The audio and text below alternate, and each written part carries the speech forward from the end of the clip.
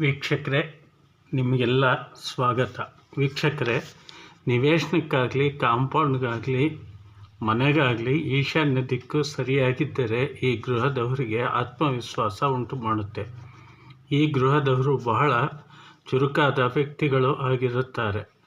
ತನ್ನ ಸ್ವಬುದ್ಧಿ ಸ್ವಶಕ್ತಿ ಮೇಲೆ ಬದುಕುವಂತೆ ತಿಳಿವೆ ತೇಟೆಗಳು ಇರುತ್ತವೆ. ದೈವಭಕ್ತಿ ಇರುತ್ತೆ, ದೈವಬಲ ಇರುತ್ತೆ, ಒಳ್ಳೆಯ ವಿದ್ಯಾಬುದ್ಧಿ ಜ್ಞಾನ ಇರುತ್ತೆ. ದೊಡ್ಡ ದೊಡ್ಡ ಕೋರಿಕೆಗಳಿಟ್ಕೊಂಡು ಧೈರ್ಯ ಮತ್ತು ಆತ್ಮವಿಶ್ವಾಸದಿಂದ ತನ್ನ ಬುದ್ಧಿಬಲದಿಂದ ಸಾಧಿಸುತ್ತಾರೆ.